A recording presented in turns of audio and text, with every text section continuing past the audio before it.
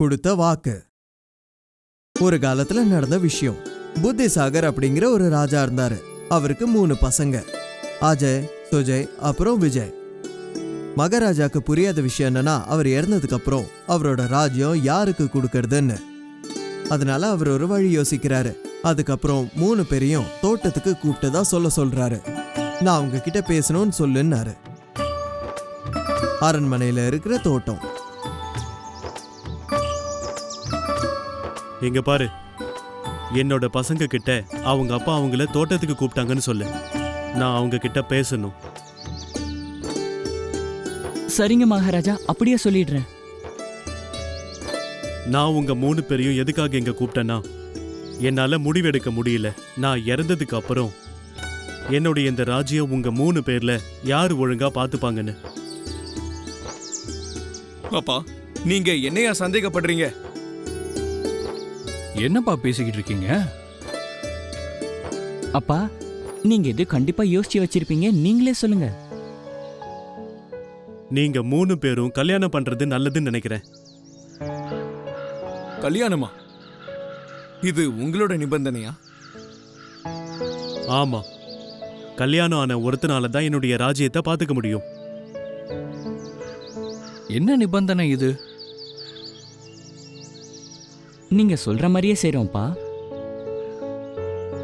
மகாராஜா சொன்னதை கேட்டு அஜயும் சுஜயும் அவங்களோட மனைவியை தேடி அவங்க கிளம்பிட்டாங்க. சில நாட்கள் கடந்து போச்சு.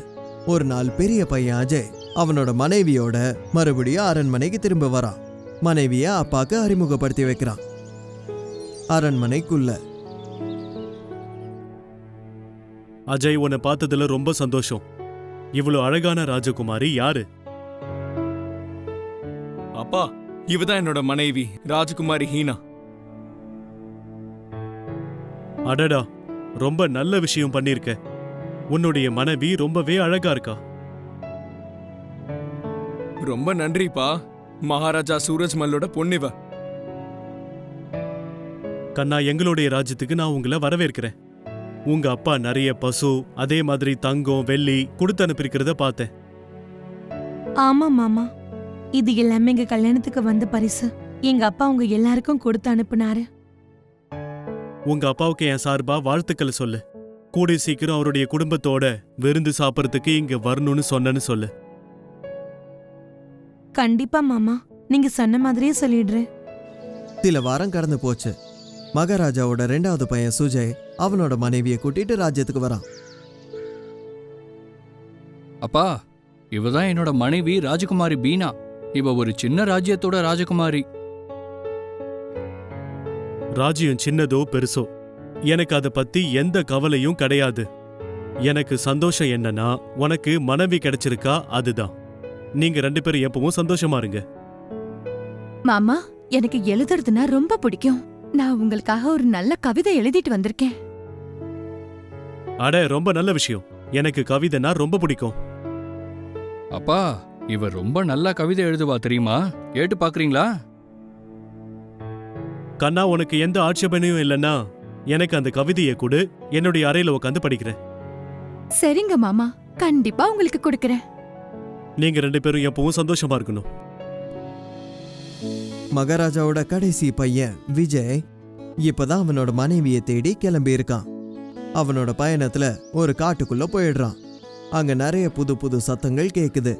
திடீர்னு சில பேர் வந்து இளவரசனை கைது பண்ணி கூட்டிட்டு போயிடுறாங்க. அவரை கூட்டிட்டு போய் அவங்க சிறையில அடைச்சு வச்சிடுறாங்க. இவங்க யாரு என்னன்னு ரொம்ப யோசிச்சோம். அவனுக்கு எதுவுமே புரியல. இவங்க ஏன் அவனை அடைச்சு வச்சிருக்காங்கன்னு தெரியல. சில நாட்கள் கடந்து போச்சு. அவனை நினைச்சு அவங்க அப்பா ரொம்ப கவலைப்பட்டு இருப்பாருன்னு அவனுக்கு தோணுச்சு.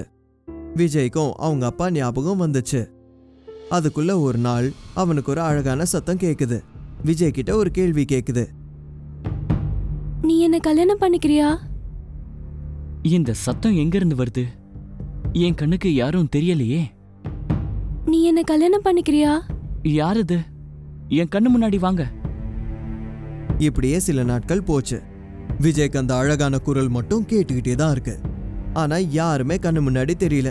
ஒரு நாள், நீ என்ன கல்யாணம் பண்ணிக்கிறியா? சரி, நான் உன்னை கல்யாணம் பண்ணிக்கிறேன். நான் உனக்கு வாக்கு கொடுக்கறேன். இப்போ நீ இதுல இருந்து வெளியே போகலாம். நீ தயாரா இரு.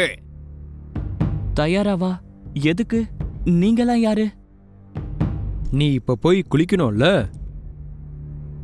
இந்த தண்ணி, நீ குளிச்சு ஷேவ் பண்ணி தயாராரு. இவரோட முடிய வர வெட்டணும் போல இருக்கு. என்ன நடக்குதுங்க? உனக்கு மகிழ்ச்சியான செய்தி, இனிமேல் நீ எங்க சிறையில இருக்க வேண்டிய அவசியம் இல்ல. அதுக்கு ரொம்ப நன்றி. ஆனா இங்க என்ன நடக்குதுன்னு சொன்னா நல்லா இருக்கும். உங்களோட கல்யாணம் தான். கல்யாணமா? அந்த குரல் யாரோடது, என்ன நடக்குதுன்னு விஜய்க்கு எதுவுமே புரியல. இவங்க எல்லாரும் யாரு, அவனை கூட்டிட்டு எங்க போறாங்கன்னே தெரியல. அவங்க எல்லாரும் விஜய ஒரு பெரிய அரண்மனைக்குள்ள கூட்டிட்டு போறாங்க. அங்க அவங்கள மாதிரியே நிறைய குள்ளன்கள் இருக்காங்க. ஹால் முழுக்க குள்ளமானவங்க இருக்காங்க. ஒரு ஜட்ஜும் இருக்காரு. அவரு கல்யாணத்தை நடத்துறதுக்காக வந்திருக்காரு. கல்யாண புடவையில ஒரு அழகான பொண்ணு வந்துட்டு இருக்கா. அவளும் குள்ளச்சி தான். அவளோட முகம் புடவையில மூடி இருக்கு. அவ ஜட்ஜு கிட்ட வந்ததுக்கு அப்புறம், நீ தயாரா இருக்கன்னு எனக்கு முழு நம்பிக்கை இருக்கு. ம். நீ உன்னோட முகத்தை காட்டலாம். அவளோட முகத்தை காட்டின உடனே அவ முகத்துல ஒரு பெரிய மச்சம் இருந்துச்சு. அவ முகமும் கொஞ்சம் வித்தியாசமா இருந்துச்சு. அவ சின்னதா கருப்பா இருந்தா. இல்ல. விஜய் இத பார்த்து பயந்துடுறான். ஆனா கொடுத்த வாக்கு ஞாபகம் வந்து இப்படி சொல்றான். நான் உன்னை கல்யாணம் பண்ணிக்கிறேன்னு வாக்கு கொடுத்துருக்கேன். அதனால கண்டிப்பா பண்ணிப்பேன். அவன் கல்யாணத்துக்கு தயாரான உடனே அங்க திடீர்னு நிறைய புகை வர ஆரம்பிச்சிருச்சு. அந்த குள்ளமானவங்க எல்லாரும் மறைஞ்சிடுறாங்க. அந்த இடத்துல அங்க ஒரு அழகான ராஜகுமாரி மீனா வந்துடுறாங்க. மத்த குள்ளமானவங்க எல்லாரும் அவங்க வேலை செய்யறவங்களா மாறிட்டாங்க. இங்கெல்லாம் என்ன நடக்குதுன்னு விஜய் ஒரு பக்கம் யோசிச்சுட்டு இருக்கான். அப்பதான் அவனுக்கு ஒரு குரல் கேக்குது. எங்களை மன்னிச்சிருங்க, நாங்க தப்பா நடந்துக்கிட்டதுனால எங்க எல்லாருக்கும் சாபம் இருந்தது. அந்த சாபத்துல இருந்து வெளியே வர யாராவது ஒருத்தர் எங்களுக்கு வாக்கு கொடுக்கணும். அந்த வாக்கை காப்பாத்தினாதான் அந்த சாபம் எங்களை விட்டு போகும். மறுபடியும் நாங்க எங்களோட உண்மையான ரூபத்துக்கு வருவோம். உங்களுக்கு ரொம்ப ரொம்ப நன்றி. நீங்க உங்களோட வாக்கு காப்பாத்திருக்கீங்க. சில நாட்களுக்கு அப்புறம் ராஜகுமாரி மீனாவை விஜய் அவனோட ராஜ்யத்துக்குள்ள கூட்டிட்டு போறான்.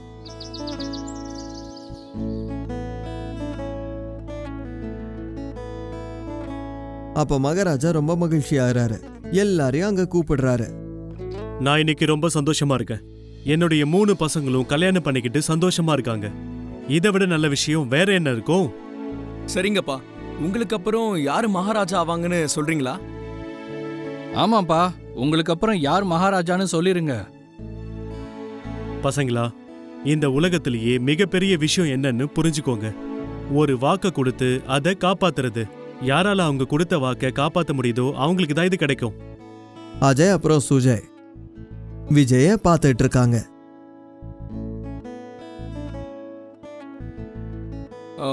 எங்களுக்கு எதுவும் புரியலையேப்பா. நீங்க என்ன சொல்ல வரீங்க? இந்த ராஜ்யத்துக்கு ஏத்த ராஜா விஜய் தான்.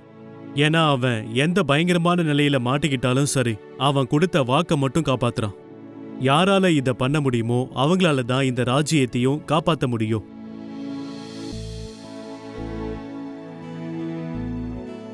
எல்லாத்த விட முக்கியமான விஷயமே இதுதான்.